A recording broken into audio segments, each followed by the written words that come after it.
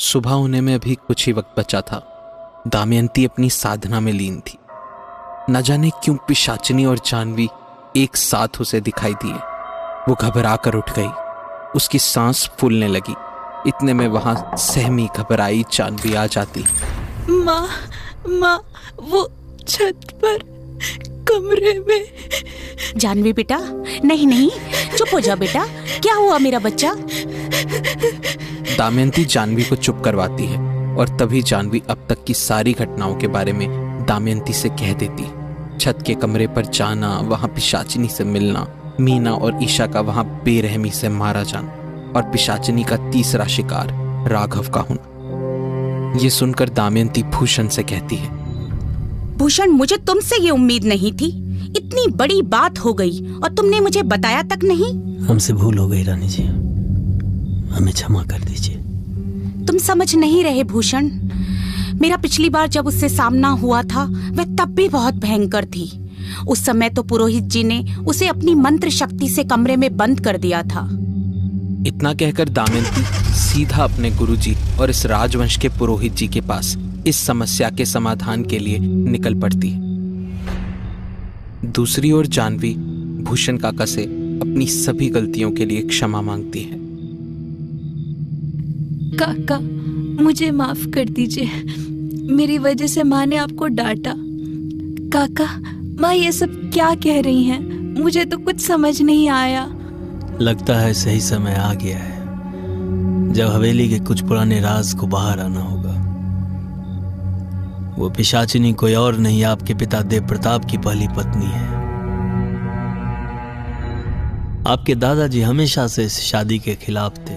ये विवाह नहीं हो सकता। पर आपके पिता पर उस औरत ने जाने कौन सा जादू कर दिया। मैं उससे प्रेम करता हूँ पिताजी। आपके पिता ने आपके दादाजी के मर्जी के खिलाफ उससे विवाह कर लिया। विवाह के बाद ही उसने अपने रंग दिखाने शुरू कर दिए।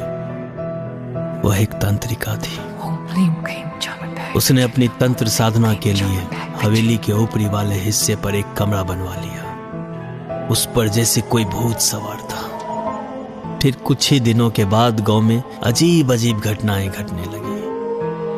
आपके दादा और पिताजी समझ चुके थे ये सब उसी तंत्र साधना के कारण हो रहा है।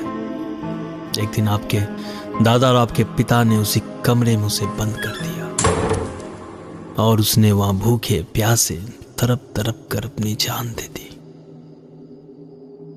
जब वो कमरा खोला गया तब वहां की दीवारों पर खून से लिखा था, मैं वापस आऊंगी।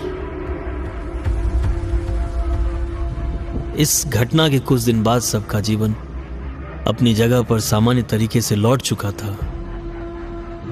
शायद ये आने वाले तूफान से पहले की शांति थी। वो कुलक्षणी पिशाचिनी बनकर लौटी। उसने आपके दादाजी और मेरे बड़े भाई को आपके पिताजी और मेरी आंखों के सामने ही मार डाला। किसी तरह मैंने पुरोहित जी को समय पर बुलवा लिया। पुरोहित जी अपने एक शिष्या के साथ हवेली पहुंच गए। त्रिकाल रक्षाय नमः। हमारे पास समय बहुत कम है पुत्री, किंचित भी देरी मत करो। मेरा कमंडल लाओ।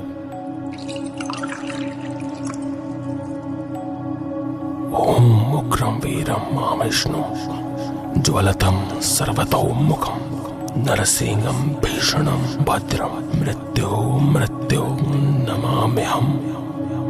ओम उग्रं वीरं महाविष्णुं ज्वलतं सर्वतोमुखं नरसिंहं भीषणं भद्रं मृत्यु नमाम्यहम्। जो मांग रही है सो पाएगी। अभी इसी क्षण इसी हवेली के इसी कमरे में तू सदैव के लिए बंद हो जाएगी। उन्होंने अपनी मंत्र सिद्धि से उस पिशाचिनी को उसी कमरे में फिर से कैद कर दिया। पुरोहित जी ने जाने से पहले अपने उस शिष्या से कहा, दमयंती, इस हवेली को तुम्हारी जरूरत है पुत्री। मैं चाहता हूं तुम देव से विवाह करके इस हवेली में ही रहो और अपनी साधना से इस हवेली को सदैव सुरक्षित रखो। देव, क्या तुम इस बात से सहमत हो? इसके पश्चात आपके पिता और आपकी मां का विवाह हुआ। फिर हवेली में खुशियां आ गई, परंतु कुछ समय बाद आपके पिताजी की मृत्यु हो गई। आपकी माँ और हमारी रानी जी घबराई नहीं, उन्होंने इस हवेली को वैसे ही संजोए रखा और आप दोनों को बड़ा किया। रानी जी ने इस हवेली के लिए अपना संपूर्ण जीवन दे दिया। दूसरी ओर दमयंती इस राजवंश के पुरोहित जी और अपने गुरुजी के पास पहुंच जाती है और उनसे गुहार लगाती है। ओम कालरात्रि चंडिका दुर्गे पिशाच त्रणाय होम फट स्वाहा। ओम कालरात्रि चंडिका दुर्गे पिशाच त्रणाय होम फट स्वाहा। ओम कालरात्रि चंडिका दुर्गे पिशाच त्रणाय होम फट स्वाहा। त्रिकाल रक्षाय नमः। प्रणाम गुरुजी। मुझे पता था तू आएगी। जो बरसों से सोई हुई थी वो जाग गई है। जागी नहीं, उसे जगाया गया है। तेरे किसी अपने ने ही उसे बुलाया है। जानवी से भूल हो गई गुरुदेव। अब वो काली शक्ति मेरे राघव की बलि चाहती है। पिशाचनी है वो, एक श्रापित आत्मा जिसने अपने जीवन में लोभ, क्रोध और पाप किया था। उसकी मृत्यु असमय और दर्दनाक हुई। अब वह इस रूप में अपने पापों का फल भोग रही है। वह शिकार करती है दमयंती, कमजोर आत्मा को अपने वश में कर लेती है और उनकी ऊर्जा चूसकर अपनी शक्ति बढ़ाती है। पिशाचनी उन लोगों को अपना शिकार बनाती है जिनके मन में भय या लोभ हो। याद रखो पुत्री, यह केवल भारी शक्ति से लड़ाई नहीं है, ये तुम्हारे मन और आत्मा की परीक्षा भी है। सच्चाई और धर्म के मार्ग पर चलोगी तो कोई भी बुराई तुम्हें छू नहीं पाएगी। कृपा करके हमारी रक्षा कीजिए गुरुदेव। तेरी सहायता मैं नहीं, स्वयं अग्निदेव करेंगे। शंभू। आज्ञा गुरुदेव। दमयंती, मुझे खेद है कि मैं स्वयं तुम्हारी सहायता के लिए उपस्थित नहीं रह सकता, परंतु मेरे आशीर्वाद स्वरूप इस लड़ाई में शंभू तुम्हारी सहायता करें। जय जय जय अनंत अविनाशी, करत कृपा सबके घटवासी। दुष्ट सकल नित मोहि सतावे, भ्रमत रहो मोहि चैन न आवे। त्राहि त्राहि मैं नाथ पुकारो, यह अवसर मोहि आन उबारो।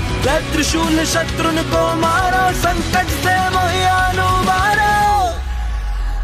पुरोहित जी की बातें दमयंती के लिए समझना थोड़ा मुश्किल हो रही थी। वह शंभू को लेकर वहां से चली गई। और क्या शंभू के साथ मिलकर दमयंती अपने परिवार को इस बड़े संकट से बचा पाएगी? क्या पिशाचिनी का अंत हो पाएगा? जानने के लिए सुनते रहें पिशाचिनी, एक लोभ की कहानी, सीजन 1। शंभू शंकर शिव प्रलयंकर, अति बलबीर सुधीर भयंकर। डम डम टिमिक टिमिक डम डम डम, हर हर हर शिव हर हर शंकर।